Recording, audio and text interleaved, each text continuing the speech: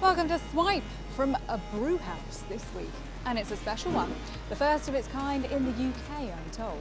We're going to be talking tech tipples in just a few minutes, and here's what else is coming up for you on this week's show. Thomas gets hands-on with robotics to boost the next generation of tech talent. And Tamoor's getting nostalgic with a major new release and a classic franchise.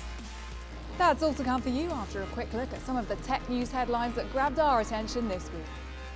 We saw billionaire entrepreneur Elon Musk promoting his latest venture, flamethrowers, this week.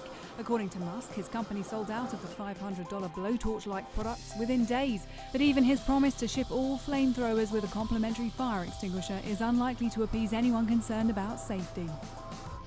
Officials in the US are investigating whether Apple misled investors by not telling them about a software update that slowed down older iPhones. The tech firm is facing a wave of lawsuits surrounding the issue.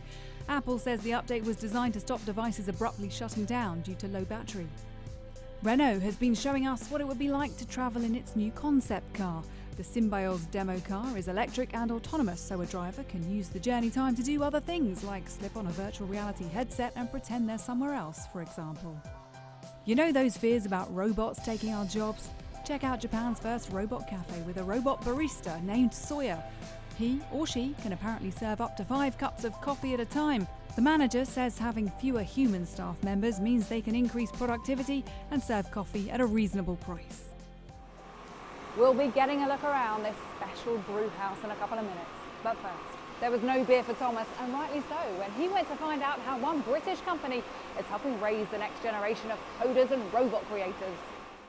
As markets move, classrooms must change to train a generation of kids in the skills of the future.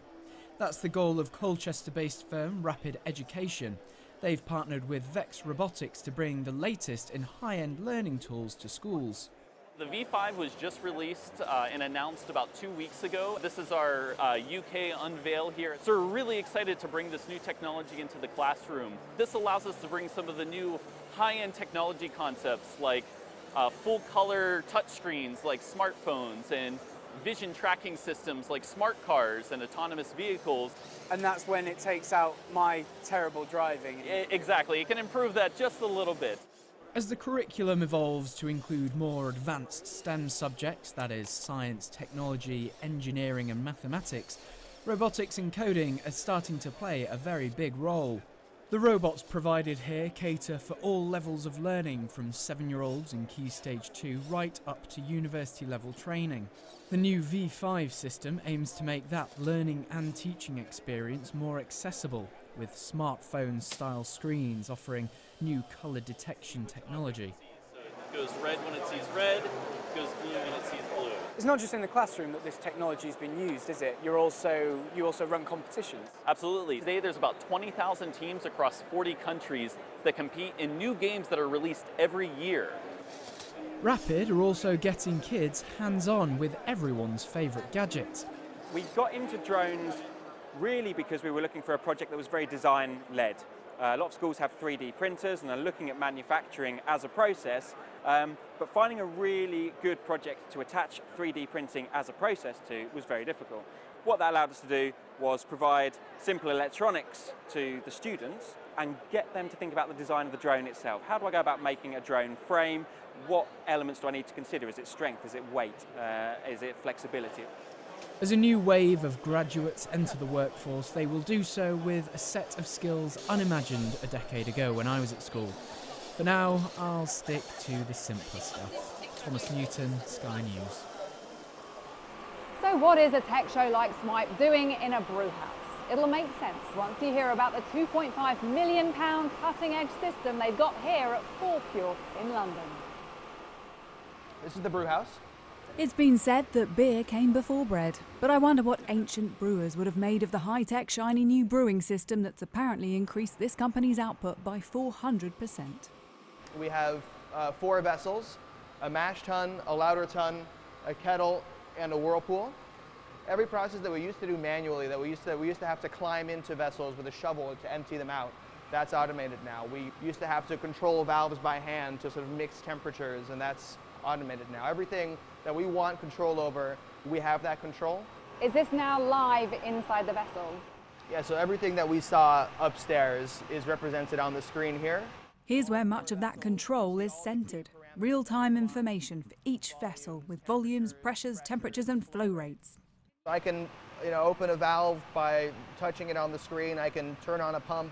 I can do anything that I want. In the olden days, we used to have to climb up on top of vessels and open and close valves ourselves. And when you say olden days, how long ago are we talking? Like a month ago. The actual brewing time, on average of around 4 weeks from grain to can, hasn't changed since the new system arrived. But the brewhouse says it's producing 4 times the amount of beer that it used to. This is where we can all our beer. We do about 12,000 cans per hour. And is this a fully automated system? Yeah, fully automated, state of the art. Most craft breweries would be canning their beer at maybe a quarter this speed. The new brewing technology also means the company can create new flavours. Not too slow. You said pull it. Yeah, but all the way. Don't. Sadly, though, there's no tech on site to help perfect the art of pouring a pint. We don't want to encourage an unhealthy lifestyle here on Swipe, but after bringing you beer, we're now going to bring you video games.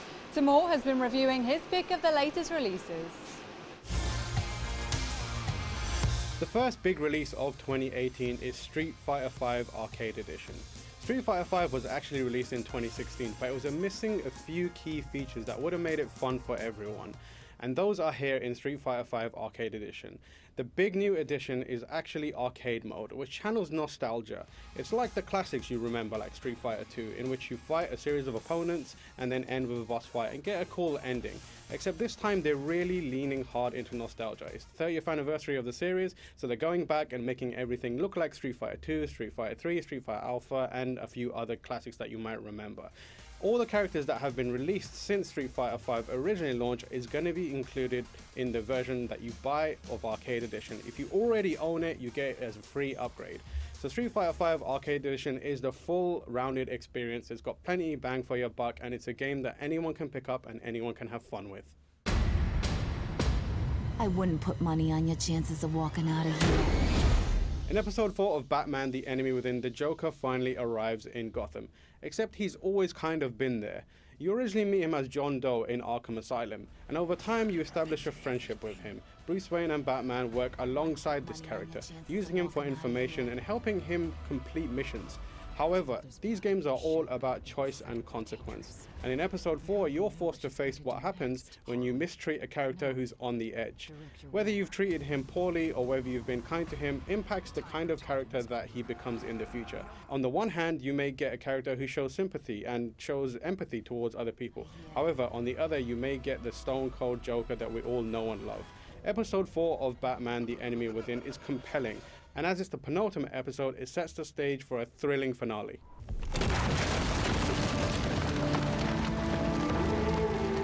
The final game I'm going to be talking about is Shadow of the Colossus for PlayStation 4.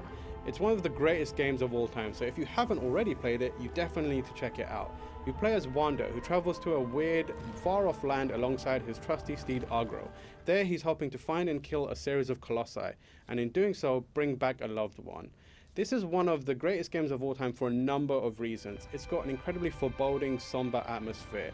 It's got these majestic creatures, and in 2018 it looks better than ever. Sony have gone back and rebuilt the game from scratch. But importantly, they've not touched the finite details of it, so it actually feels more like restoring a classical painting. This is a must-play for anyone that has a PlayStation 4.